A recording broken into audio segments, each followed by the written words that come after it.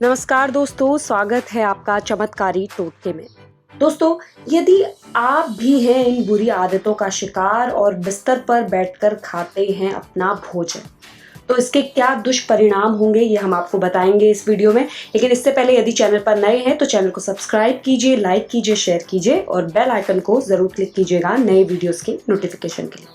दोस्तों, यदि आप भी बिस्तर पर बैठकर खाना खाते हैं तो ये जान लीजिए कि वास्तुशास्त्र में कई ऐसी चीज़ें बताई गई हैं, कई ऐसे उपाय होते हैं हमारे ऐसे कुछ दुष्कृत्यों के लिए जो हम जाने अनजाने करते हैं। कोई भी वो आदत हो सकती है, जैसे कि गलत दिशा की ओर सर रखकर सोना या खाना, तो उसके लिए कई उपाय वास्तुशास्त्र में बताए गए हैं। लेकिन आज लोग अपनी संस्कृति और अपनी चीज़ों से बहुत दूर होते जा रहे हैं। पहले के लोग बहुत ही समृद्ध व अधिक समय तक जीवित रहते थे, लेकिन आज आपने देखा होगा लोगों की जो आयु है वो सीमित हो गई है, कम रह गई है, क्योंकि उनकी दिनचर्या और उनके खान पान में होने वाले बदलाव के कारण ही ऐसा हुआ है। तो दोस्तों, पहले के लोग जो थे वो ज़मीन पर बैठकर खाते थे, क्योंकि प्राचीन ग्रंथों और नियमों के अनुसार कहा जाता है कि खाते वक्त हमारे शरीर से भी एक ऊर्जा निकलती है और यदि हम ज़मीन पर बैठकर खाना खाते हैं तो सीधे पृथ्वी के संपर्क में आते हैं और उससे क्या होता है, उन दोनों ऊर्जाओं के मिलन से हमारे शरीर का तापमान संतुलित रहता है। वैज्ञानिक दृष्टिकोण से भी ये तर्कसंगत बताया गया है। वहीं ऋषि मुनियों की हम बात करें, ज्योतिष की बात करें तो उसके अनुसार भी ग्रहों पर भी असर पड़ता है हमारे खान पान के कारण, हमारे गलत तरीके से खाने के कारण। तो आइए आज हम बात कर रहे हैं वास्तु के अनुसार अगर भोजन हम कर रहे हैं उसका सही तरीका क्या होना चाहिए। तो दोस्तों, भोजन का कक्ष पहले समय में भी राजा महाराजा जब होते थे तो भोजन का कक्ष भी ऐसे बनाया जाता था, वास्तु के हिसाब से बनाया जाता था, क्योंकि भोजन का कक्ष बृहस्पति ग्रह को इंडिकेट करता है। तो ऐसे में कभी भी भोजन का जो कक्ष है वो स्नान गृह या फिर शौचालय के ऊपर या नीचे नहीं होना चाहिए और सामने भी नहीं होना चाहिए, अथवा भोजन की जो दीवार है वो भी सटी हुई नहीं होनी चाहिए शौचालय के साथ, वही इनकी एक दीवार भी नहीं होनी चाहिए। इन बातों का खास ध्यान रखना चाहिए। वहीं जो लोग उत्तर व पूर्व की ओर मुख करके खाना खाते हैं, इसे बहुत अच्छा माना जाता है, यश की प्राप्ति होती है, देवी देवताओं की असीम कृपा भी बनी रहती है। दक्षिण की ओर मुंह करके खाने से पितरों का भी आशीर्वाद मिलता है, साथ ही यश और मान सम्मान में भी वृद्धि होती है।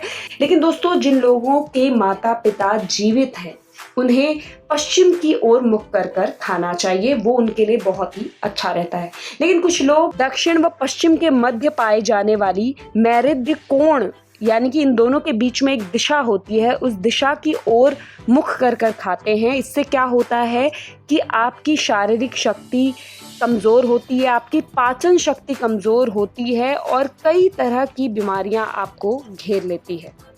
दोस्तों, खाना खाने का नियम होता है हाथ पैर व मुंह धोकर ही आप खाना खाइए और कहा जाता है शास्त्रों के अनुसार कि यदि गीले पैरों से आप ज़मीन पर बैठकर भोजन करते हैं तो आपको बहुत अधिक फ़ायदा होता है, क्योंकि गीले पैर यानी कि जल आपके पैरों में है और आप पृथ्वी पे बैठ रहे हैं, यानी कि जल और पृथ्वी का मिलन हो रहा है। तो इससे क्या होता है, एक ऊर्जा का प्रवाह होता है और आपका तापमान संतुलित रहता है।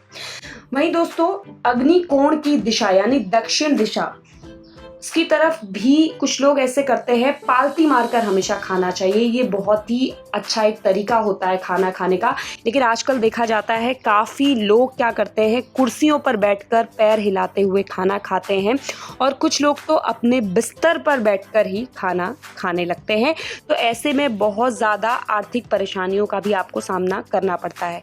और ध्यान रहे दोस्तों, कभी भी टूटे फूटे बर्तनों में खाना नहीं खाना चाहिए। अगर आपके किचन में कुछ बर्तन टूट गए हैं, ख़राब हो गए हैं, तो उन्हें तुरंत ही रिप्लेस कर दें, उनमें खाना कभी ना खाएं। और ध्यान रखें कि प्लास्टिक व कांच के बर्तनों से कभी भी भगवान को भोग ना लगाएं, इसके बदले आप तांबा व पीतल का इस्तेमाल कर सकते हैं। लेकिन कई लोग हैं, उनकी आदत होती है वो बेड पे बैठ के खाना खा लेते हैं, तो ऐसे में माँ अन्नपूर्णा का अपमान भी माना जाता है। इसे बिल्कुल भी सही नहीं माना जाता है। यहाँ तक कि राहु का साक्षात आगमन हो जाता है, क्योंकि बिस्तर जो होता है वो बना होता है रुई से, और रुई आपके शरीर में खाते वक्त हमारे लीवर से एक ऊर्जा प्रोड्यूस होती है, और रुई के संपर्क में आने से वो बाहर नहीं निकल पाती है, वो आपके शरीर के अंदर ही रहती है। ऐसे में बहुत सारी गंभीर बीमारियां हो सकती है, पाचन तंत्र खराब हो जाता है, तापमान सही नहीं रहता, और भी अन्य बहुत सारी तकलीफ़ें होती हैं। चंद्रमा और शुक्र अप्रसन्न हो जाते हैं। वहीं जूठन कभी भी थाली में नहीं छोड़ना चाहिए, ये भी माँ अन्नपूर्णा का अपमान होता है। तो दोस्तों, कोशिश कीजिए कि ज़मीन पे बैठ के ज़मीन से जुड़े रहिए, ज़मीन पे बैठ के खाइए और अपने शरीर को ऊर्जावान बनाइए, और ऐसे ही जुड़े रहिए चमत्कारी टोटके के साथ। स्वस्थ रहें, मस्त रहें।